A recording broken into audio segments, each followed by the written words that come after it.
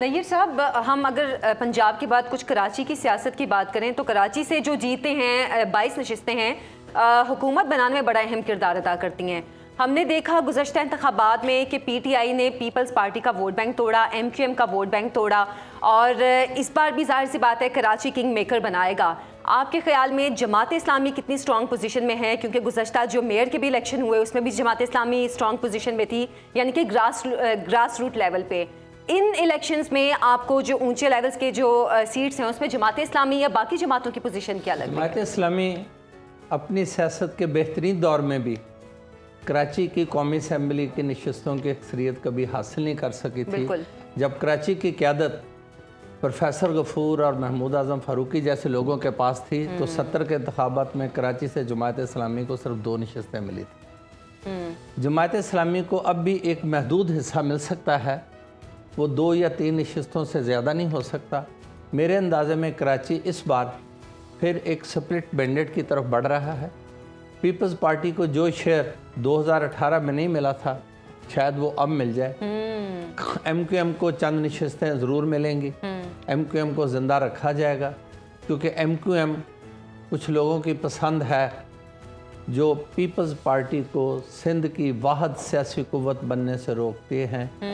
وہ M Q M ہی وہ قوت ہے جو شہری حلقوں میں پاکستان پیپلز پارٹی کی سیاسی برتری کا اگرچہ اسمبلیوں میں عددی طور پر مقابلہ تو نہیں کرتی، لیکن اپنی حیثیت کے ساتھ جو لوگ سندھی نیشنلزم کی یا سندھی شاونزم کی سیاست کرتے ہیں ان کے راستے میں بہت بڑی رکاوٹ ہے۔ یہ کچھ لوگوں کا خیال ہے اور تجزیہ ہے، اور شاید وہ درست بھی ہوں۔ پاکستان پیپلز پارٹی سندھ کے اندر سندھ کی سیاست کرتی ہے، اور اس بار آپ نے دیکھا ہوگا کہ وفاق کی علامت وہ ضرور ہے، اس میں کوئی شک نہیں ہے۔ اس بار بھی وہ پورے پاکستان میں نکلے ہیں، لیکن اسے ایک بریکنگ نیوز سمجھ لیجئے for future politics of Pakistan, وہ ہے emergence of Aseefa Bhutto. She appears to be more dynamic, more committed, اور فیوچر میں شاید بلاول کی بجائے وہ کراؤڈ پلر نظر آتی ہیں۔ تو اس دفعہ الیکشن کیوں نہیں لڑا پھر انہوں نے؟ یہ ان کی انٹیلیجنس پریفرنس ہو سکتی ہے زرداری صاحب کی۔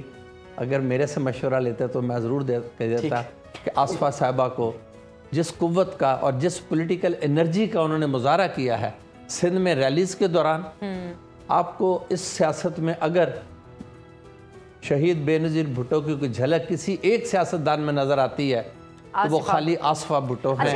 وہ نہ وہاں نہ مریم کھڑی ہیں نہ بلاول کھڑے ہیں، ان کا بھائی بھی اس جگہ پہ نہیں کھڑا، کیونکہ ایک انتھوزیزم نظر آ رہا ہے۔ میرے دوست زیادہ تجربہ کار ہیں، سمجھتے ہیں لوگوں کے کراؤڈ کے موڈ کو، کہ کراؤڈ سندھ کے چھوٹے شہروں میں کراؤڈ نے انہیں بالکل ڈیفرنٹلی لیا ہے۔ وہ منظر، وہ چارج نظر آیا ہے جو کہ بے نظیر بھٹو صاحبہ کے لیے آتا تھا۔ وہ لاسٹ الیکشن کا جو جلسہ لڑکانہ میں بلاول صاحب نے کیا ہے، شاید وہ بھی اگر آصفہ کرتی تو زیادہ پاورفل ہوتا۔ یہ میں نے اپنا تجزیہ بتایا ہے کہ مستقبل کی سیاست سندھ میں پیپلز پارٹی کے سیاست کے تحفظ کی ضمانت آصفہ بھٹو کی سیاست ہوگی۔ نیر صاحب، پاکستان کا سب سے بڑا شہر کراچی اور معاشی ہب بھی کراچی ہے، اور جیسے کہ ہم بات کر رہے تھے کہ 22 نشستیں وہاں سے کنگ میکر بنانے والا شہر وہ ہے، لیکن اس طرح کے بدنظمی کے واقعات جو سامنے آ رہے ہیں الیکشن سے ایک دن پہلے، اور پھر اس کے بعد اگر سیاسی جماعتیں یہ کہیں گی کہ ہمارے ساتھ دھاندلی ہو گئی، تو یہ دھاندلی کا عمل تو یہیں سے شروع ہو گیا ہے۔